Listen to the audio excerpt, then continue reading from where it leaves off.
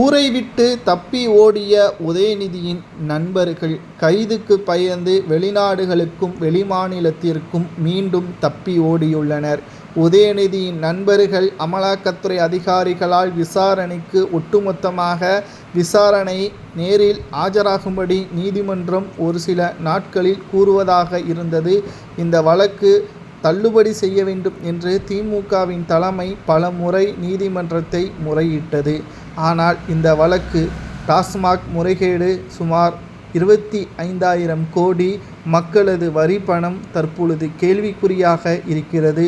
25,000 கோடியே தேர்தல் செலவிற்காக திமுகவின் தலைமை பயன்படுத்தப்படுவதாக தற்பொழுது உளவுத்துறை சொன்ன அதிர்ச்சியான தகவல் மத்திய உள்துறை அமைச்சர் வெளியிட்டிருக்கிறார். மதுபான ஊழல் முறைகேடு வழக்கில் செந்தில் பாலாஜி மட்டுமல்ல, இதில் நிதியமைச்சர் உட்பட பல முக்கிய புள்ளிகள் தொடர்பில் இருக்கிறார்கள். முதல் கட்டமாக திருச்சியை சார்ந்த தொழிலதிபருக்கும் உதயநிதிக்கும் என்ன சம்பந்தம்? எதற்காக தற்பொழுது ஊரை விட்டு தப்பி ஓடியுள்ளனர்? இவர்கள் கைது செய்யப்பட்டால் விசாரணையில் வாக்குமூலமாக உதயநிதியின் நண்பர்கள் என்று கூறிக்கொண்டிருக்கின்ற பிரபல தொழிலதிபர்கள் உண்மைகளை கூறினால் உதயநிதியும் கைது செய்யப்படுவார்.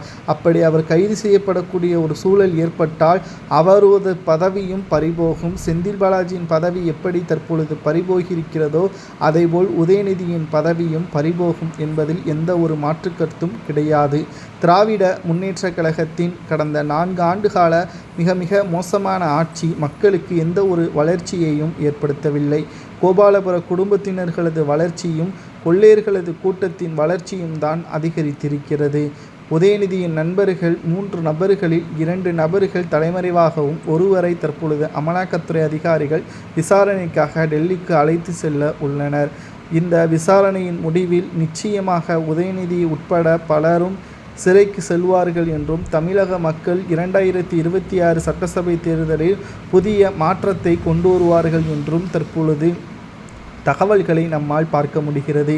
ஏனென்றால் தமிழக வெற்றிக் கழகம் 2 கோடி தொண்டர்கள் என்ற முனைப்போடு மக்கள் மத்தியில் பயணத்தை நோக்கி சென்று கொண்டிருக்கிறது. விஜய் அவர்கள்தான் முதல்வர் வேட்பாளர் என்ற தீர்மானமும் நிறைவேற்றப்பட்டிருக்கிறது.